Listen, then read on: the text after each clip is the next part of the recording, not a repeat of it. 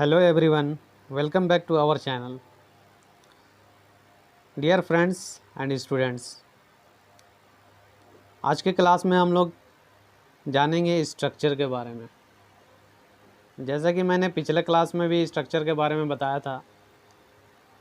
पिछले क्लास में हम लोग पढ़े थे के पास है, यानी कि हैव और हैज़ के बारे में। और आज के क्लास में दूसरा स्ट्रक्चर के बारे में मैं आपको बताने जा रहा हूँ। दूसरा स्ट्रक्चर हमारा है के पास था। पहचान मैं यहाँ पे लिख दे रहा हूँ, के पास था। इसको हम लोग जानेंगे हैड के नाम से, यानी कि सेंटेंस में हमारा यूज़ होगा हैड। के पास था, और इससे पहले हम लोग ने पढ़ा था के पास हैव और हैज़ के बारे में। इसी तरह आपको सीरियल वाइज मैं स्ट्रक्चर के बारे में बताना चाहूँगा। अब हम लोग जानते हैं के पास था के बारे में, जिसके लिए मैं यहाँ पे कुछ एग्जांपल ले रहा हूँ। जैसे राजू के पास एक कार था, जो कि हमेशा हम लोग यूज़ करते हैं बहुत सारा वर्ड कि मेरे पास पैसा था, मेरे पास कार था, इस तरह से वर्ड यूज़ करते हैं। अब इसको हम लोग समझ लेते हैं कि किस तरह से सेंटेंस को हम लोग बनाएंगे। तो चलते हैं इसके मेथड की तरफ। इसमें हमारा मेथड यूज़ होगा subject plus had plus non या थिंग्स। अब मेथड के अनुसार हम लोग जो है सेंटेंस को बनाएंगे।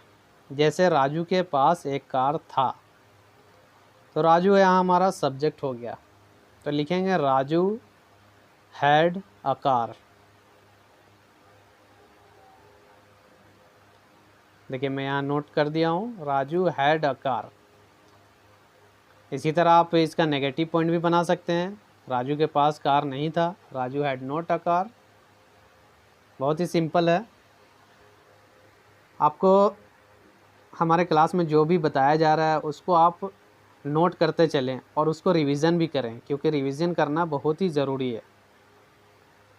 तो इस स्ट्रक्चर से रिलेटेड मैं आपको एक और एग्जांपल देता हूँ। जैसे उसके पास एक पेन था। अब इसको हम लोग किस तरह से बनाएंगे? तो उसके हमारा यहाँ पे सब्जेक्ट हो गया, तो उसके को हम लोग लिखेंगे ही हैड अ पेन।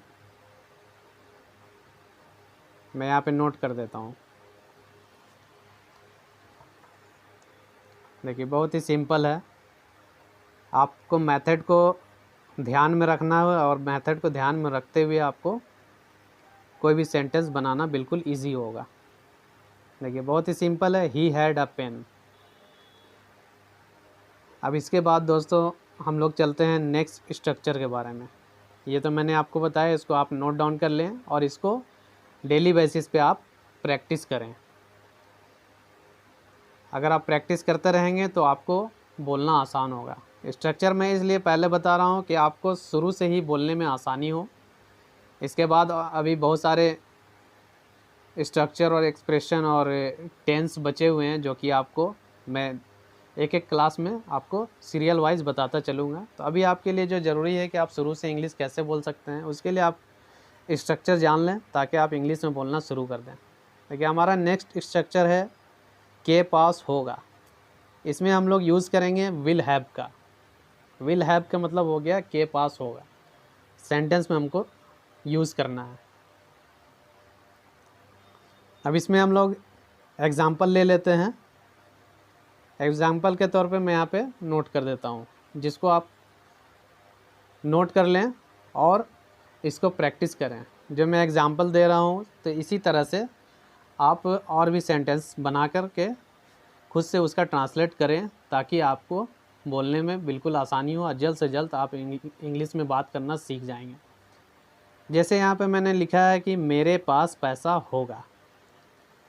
इसी तरह आप और भी कुछ लिख सकते हैं। मेरे पास एक कार होगी, मेरे पास बंगला होगा, मेरे पास घर होगा। इसी तरह आप बहुत सारे सेंटेंस बना सकते हैं और जो कि आपके पास जो है ऑलरेडी यूज़ होता है। तो चलिए इसके मेथड में आपको बताता हूँ कि किस तरह से सेंटेंस बनेगा और कौन सा मेथड यूज़ होगा। इसमें सबसे पहले subject plus will have plus non या थिंग्स। देखिए मेथड मैंने यहाँ पे लिख दिया है, आप इसको कॉपी पे नोट कर लें और मेथड को ध्यान में रखें सेंटेंस बनाते समय। अब इसको मैं इस सेंटेंस को इंग्लिश में ट्रांसलेट करता हूँ कि कैसे बनेगा। मेरे पास पैसा होगा, तो मेरे यहाँ पे हमारा सब्जेक्ट हो गया, तो मेरे या मैं, इसका क्या होता है इंग्लिश में आप आई लिखेंगे। जैसे आई विल हैव मनी,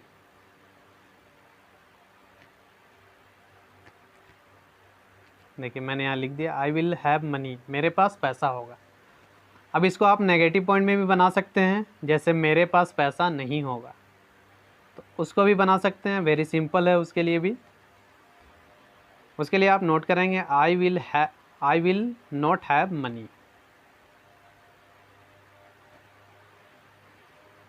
देखिए मैं यहाँ नोट कर दिया हूँ।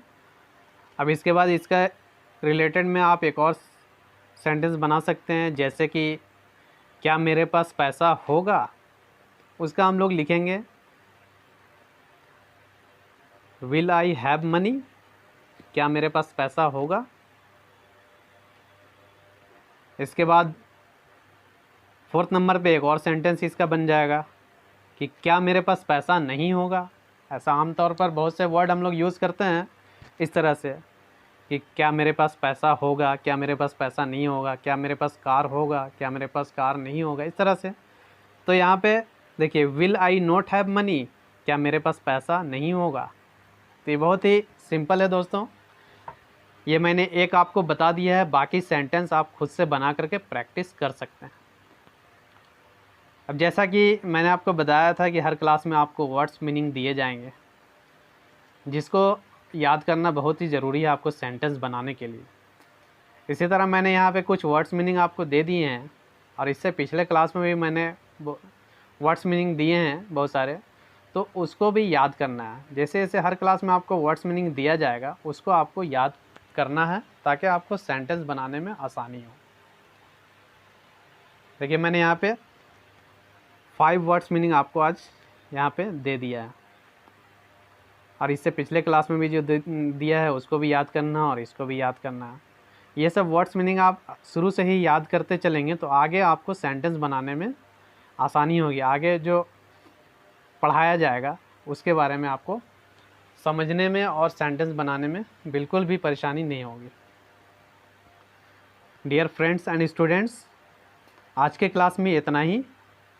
अगर आप हमारे चैनल पर नए हैं तो मैं आपसे रिक्वेस्ट करूंगा कि आप हमारे चैनल को सब्सक्राइब कर लें और हमारे वीडियो को लाइक करें और शेयर करें। थैंक यू दोस्तों।